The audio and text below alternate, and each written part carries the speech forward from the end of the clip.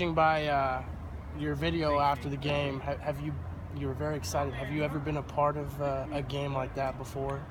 Man, not quite like that. Been a part of some cool comebacks over my career, player and coach, but not here in Martin Stadium, and not with this bunch coming back from so far behind. That was really cool to see. Just really proud of our kids for never quitting and just keep on fighting till that clock reads 0-0-0. What's that say about their character? I know you never want to talk about previous seasons, but the first couple games the past 2 years have been trouble, and for them to come back and not quit in a game like that, what's it say about the testing? Yeah, I don't think there's no reason we would ever quit, no matter what the score would be. We don't work all year to kind of go with the wave of the game. Oh, we're down, so let's lay it down. No, we work too hard, so we're going to always fight no matter what. And again, those games like that, I think they just help those guys have more, something to hold on to as the year goes on. Maybe you get down in another game, or maybe you get behind. You don't even blink. You don't even flinch because you've been there before. And that's the thing I can say in the last 3 years. It's not the first time we've trailed in a game. And so our guys are pretty comfortable in those situations. Looking at tape further after Saturday and Frankie's game, what can you say about how he played? Oh, it was awesome. I think the biggest thing is his plays were game-changing plays. They were huge momentum swings, getting that ball out, hitting that quarterback, putting him out. Those are plays that obviously you'd always love to have. You just don't know who's going to make them from game to game, and I was glad it was him because he wanted some success. I know he really wanted to do well in that game, and he did, and helped his team. And so we're just excited to see that type of growth there from week 1 to week 2. What's the rotation like behind Frankie? I know he played a lot in that game. Are you comfortable with what you have behind him and what you've seen in practice? Yeah, we've got some experience. Dylan Hanser has played a lot of ball here, and also Chima, Onyewiku. I always mess his name up, but Chima, he's also a guy that had a really great camp, So we kind of got some options there at the rush linebacker position.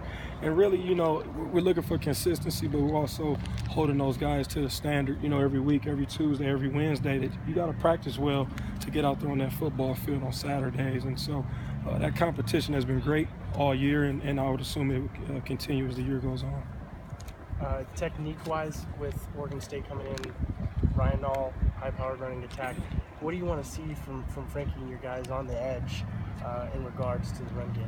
Yeah, I want to see them be physical. There's no question Oregon State's a physical team up front, really, really big offensive linemen, and if they get their hands on you, you're going to be in trouble. So I would love to see our guys really just have great pad level, getting our pads under their pads, not stopping our feet, keeping our feet moving to get around these blocks, and also block destruction, using our hands to get in and get off of blocks so we can get to Nall before he gets his feet going, because he's dangerous once he gets going, particularly downhill. We know that already. So looking forward to that challenge for sure.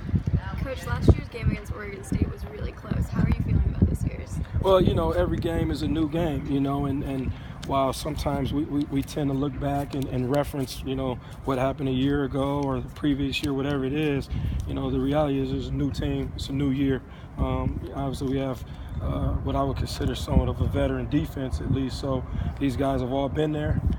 They know what to expect, but we can't show them everything at practice. So they have to go out there and trust their technique fundamentals and things they've been coached, and adjust on the fly if it's something maybe we haven't shown them throughout the week. But our guys are confident because they've played together. You know what I mean? Not an arrogance, but it's just a confidence in knowing what they're doing. So.